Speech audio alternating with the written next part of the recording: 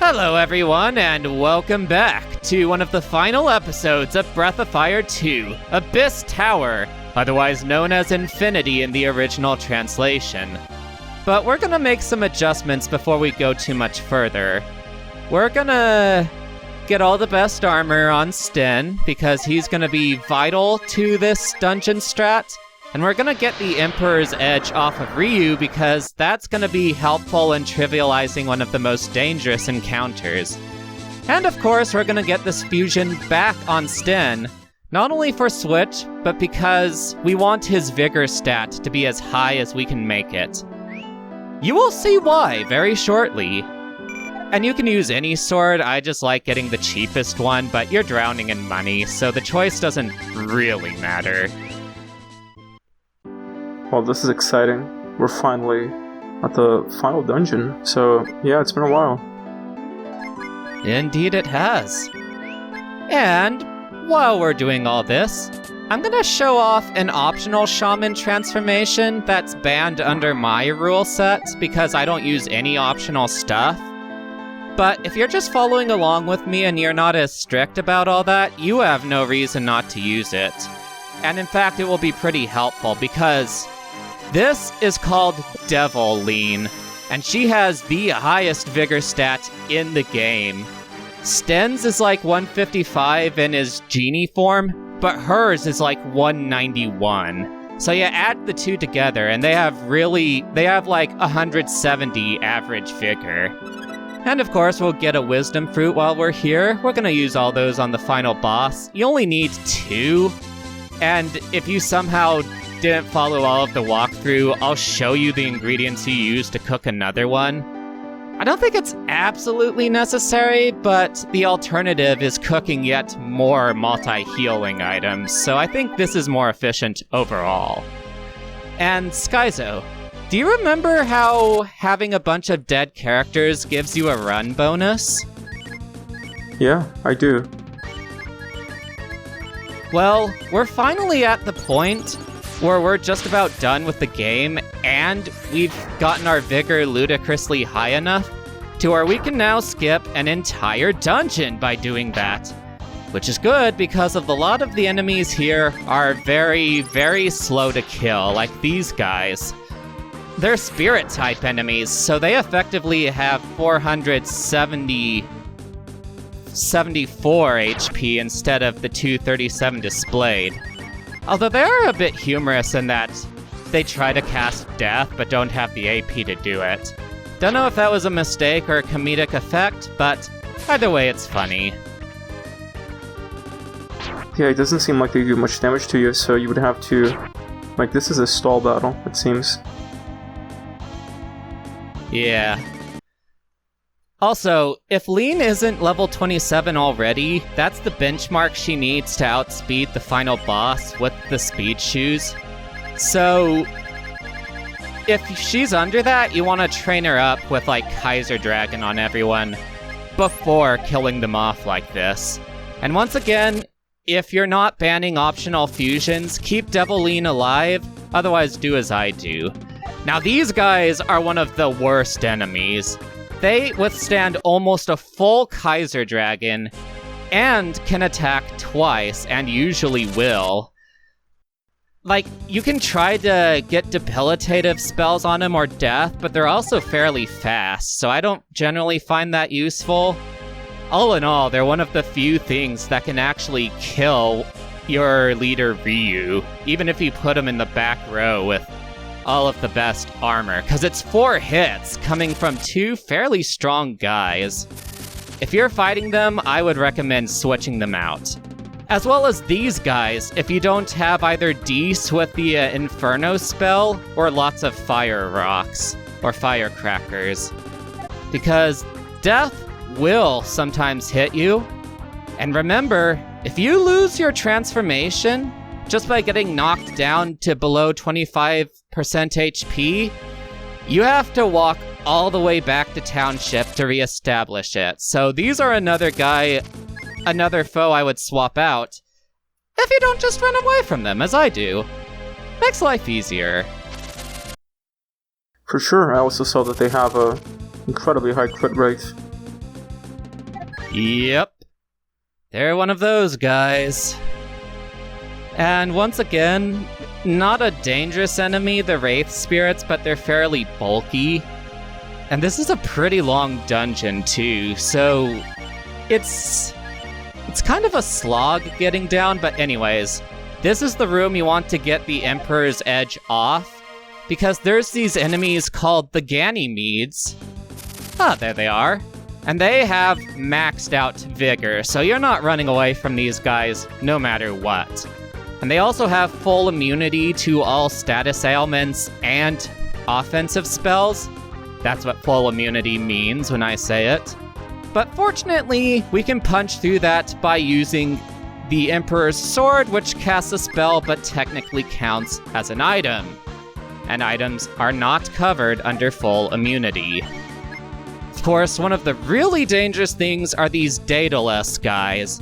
Normally, they have a 100% chance of using Might on their first turn, but if they try to cast it on one of the Ganymedes, but the Ganymede is already dead, they will attack instead.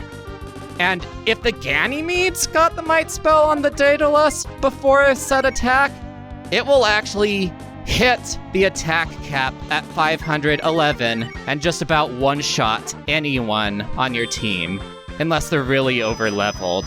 So once again, switch those guys out, and use the Emperor's Edge on lone Ganymede fights. It's also one of the reasons why I wanted Djinni Sten. Speedruns will rely exclusively on Devil Lean, but she's kind of fragile, so fights like that will just instantly end your run, which is why I don't prefer using her.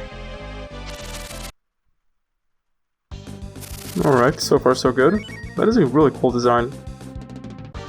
Oh, it is. I love it. And fortunately not too tough either. We'll typically get in some good damage if they use Inferno, but otherwise you can generally overpower them. But you can see how high their magic immunity gets. Just so you know, that only covers the resistance to debuffs. Damaging spells will just do slightly less damage, but only slightly, so it's still worth casting ice offensive magic on him. Right, I see.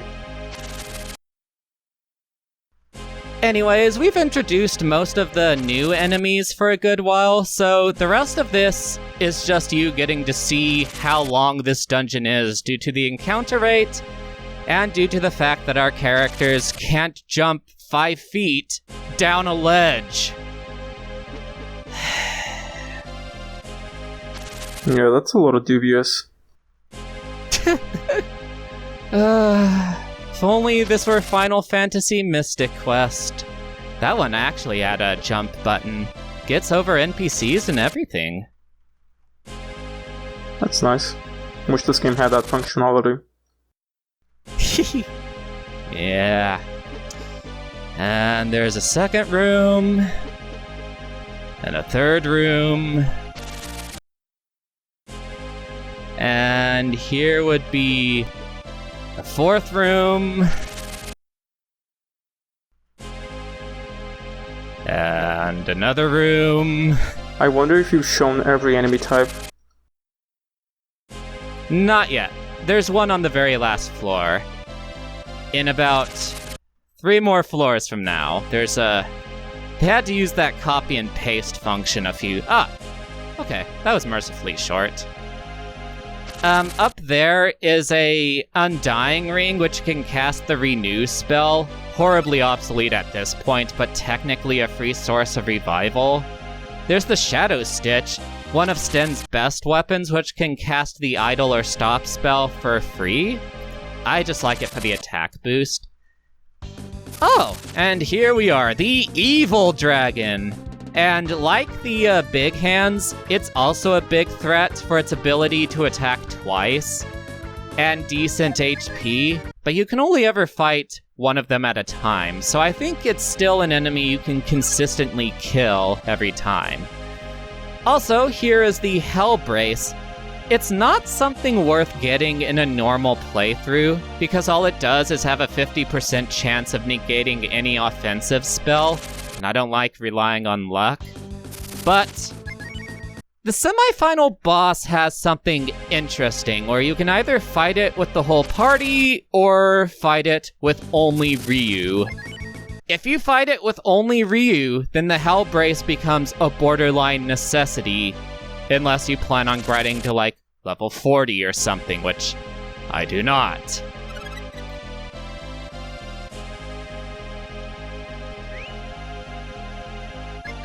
And what does that do? Grinding to level 40? No, you picked up an item called Final Blow, I think. Oh, it's just an ultimate weapon for Rand. That's it, just vanilla. Oh. And here's my equipment exiting the first half of this dungeon. We're not reviving the rest of the team for a while, but we are coming upon a shop very shortly, so I like doing this before exiting, so that I don't accidentally sell off something crucial in this town of Dragnir. You shop in the final dungeon. That's a new one.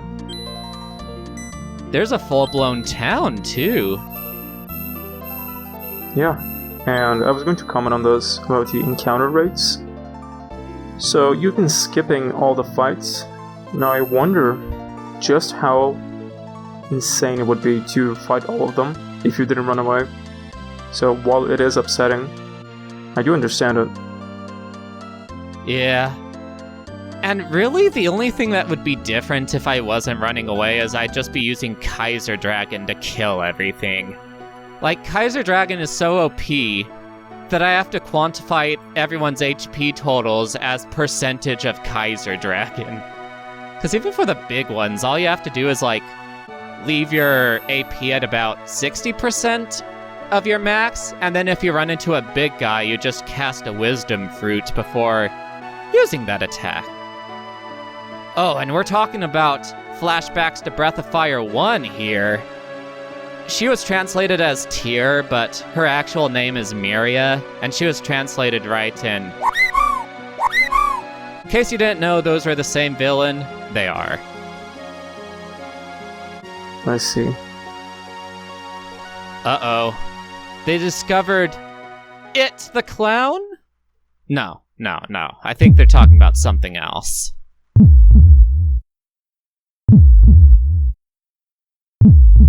A heartbeat, I think. Is this the final boss, I wonder? Who knows? Oh, it's a dark seed.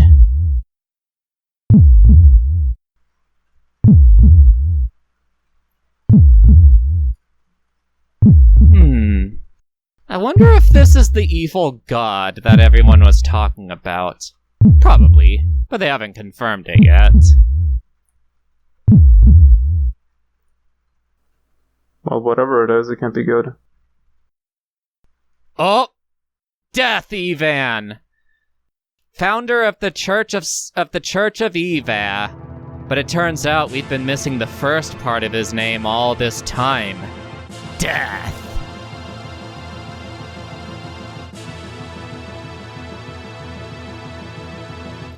Oh, so this is what the final dungeon looks like, huh? Yep. And it's also the screen from when Barbary kicked our butts. Oh, that's right.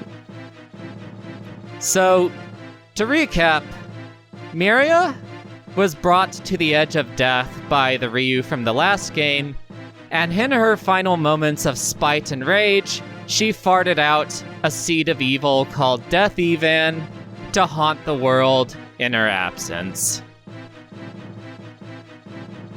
And now we're looking at a screensaver. Ah, there we go. It's a mighty cool screensaver, though. Indeed. I kind of wonder how she gave birth to something formless, though. She could be hurt in the first game. Well, as far as I know. Actually, she... You know, I just realized I accidentally spoiled... I'm really sorry, guys. I'll, see if I can edit that out. You should probably do that. Yes. So, contrary to what Valerie was arguing, he is not possibly gonna be stopped now, unless we beat him directly. Because he is now self-sustaining to where he has an actual form, and, well, he's just gonna... He'll get to full power slower, but he will get there eventually anyway.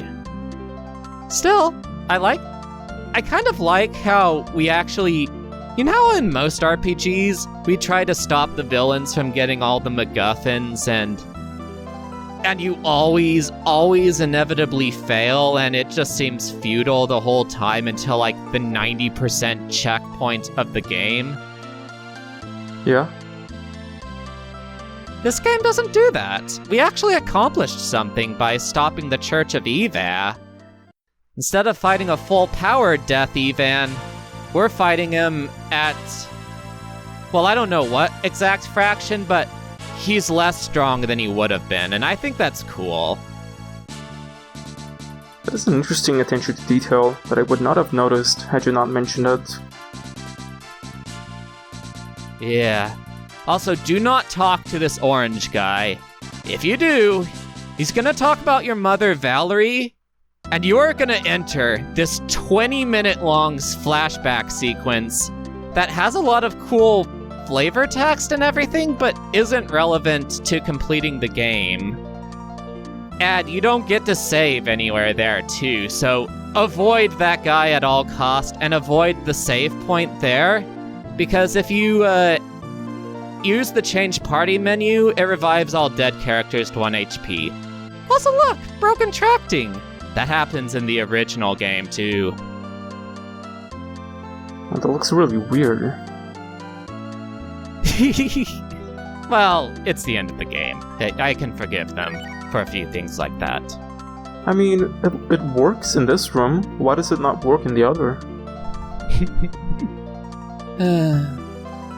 Also, final confirmation that Patty is our sister because she looks just like the Dragon Ladies.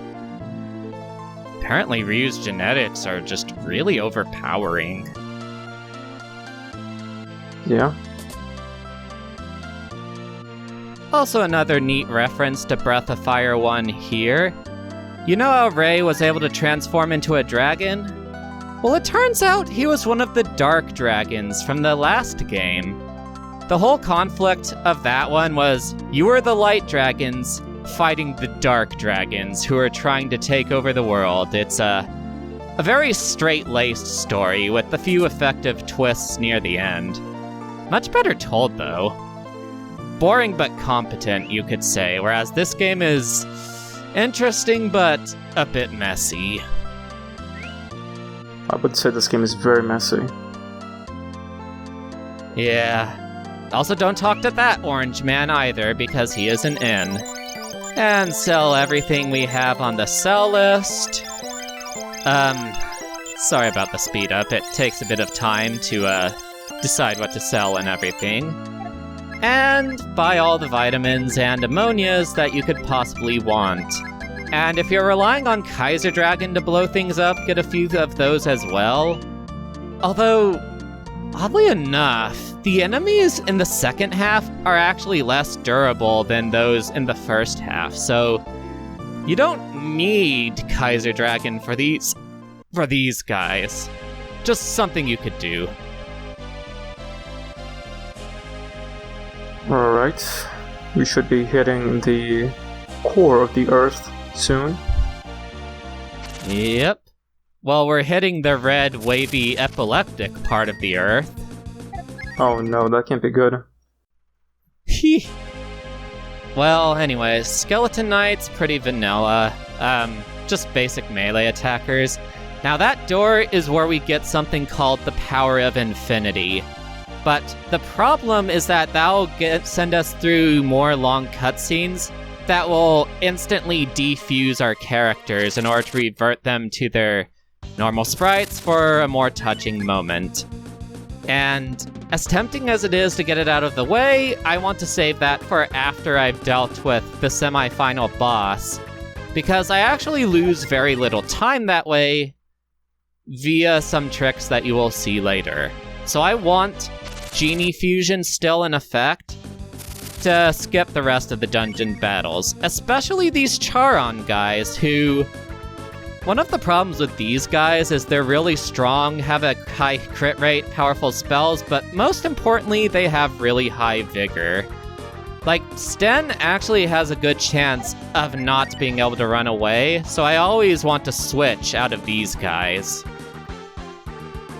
Actually, that's one thing I should mention. Sten's run rate is not 100% with what I have now. It's like, I think it's like 98% or 96, something like that.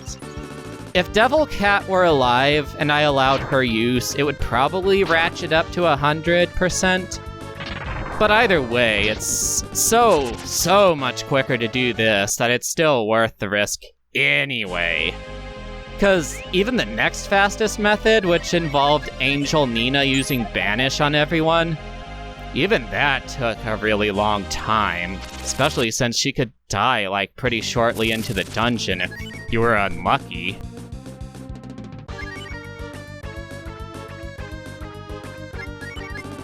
Man, Sten's ability to just switch anytime he wants is so powerful. Sure is. I still can't get over that. How, like, unbalanced this game is. It's kind of crazy. You know, a lot of Super Nintendo games were like that, so I'll be a little fair there. But it is really unbalanced. By the way, interesting bit of trivia. Did you know that I was the one who invented this way of getting through the dungeon? What do you mean? Well, the speedrunners, they used to rely on Angel Nina. By the way, Riot Staff for Lean, not strictly necessary, but useful. But yeah, they used to rely on Nina, which was both slower and much riskier. And they knew that getting your vigor up could allow you to escape faster, but no one thought of just concentrating a lot of effort into vigor to make it so you could skip the final dungeon, and I was the one that figured out a way to do that. And Nitrodon was the one to figure out that you get a flee bonus if your party's total HP drops below 70%. We felt very good about ourselves that day. Is your method now the standard? It is. Really? That's really cool. Yep. I think, the main runner is Zuchan, and I think he mentions that in a few of his videos. Somewhere in his notes, I think. Anyways, Magic Masters, they, at this point, they're really slow, so while they're a threat with their AoEs, you can generally kill them even without Kaiser Dragon. Like, Ares Shield plus Emperor's Edge on Ryu, for example, can one-shot a lot of these guys if he just scores a lucky death blow. Like, you're seeing how much smaller these HP totals are, right? I am. And, yeah. I was gonna say that the enemy designs for this area are amazing. Yeah, I think they have like 4 unique sprites in this part alone. Quite incredible. Yeah, I mean, earlier, I think the enemies were just like, kind of lazy. You know, some of them, like just animals. But here, it's way different. Indeed. Very distinct. Also, the dragon armor is the only armor in the game without any weight whatsoever. Well, maybe not one of the only ones, but definitely the only one you'll get a lot of use out of. Because even the basic cloth has like 2 weight. And that, in combination with this next item, will put us up to a crucial speed benchmark for Ryu. Here's another strong guy, by the way. Lots of vigor, so it's another one you want to switch out before trying to flee from. So it's that and the Charons. Other than that, Sten can comfortably run from almost anything here, because I think the enemies are slower, too. Right. We should be at the end of the dungeon, I imagine. We are. There is a place to save if you want to, which you can. Just make sure not to change your party, because that will restore dead party members. We don't want that. Because they'll drag down your average vigor. And this door here. Do all of your menuing outside. If you open the menu in this retranslated version, the game will just break once you beat the semi-final boss. Not even immediately, just afterwards. And I've heard reports from guys on the speedrunning community that it happens in vanilla as well. I have never seen that happen, but just to be safe, do your menuing outside. If you accidentally open the menu inside the Stark room, just exit, then re-enter, and that will fix it as well. Just keep that in mind, because you will be really frustrated if you hard lock. That doesn't sound good. Yeah. Anyways, have a nice, lovely day, everyone, and God bless you all. Alright, then, catch you all later. You too, and God bless.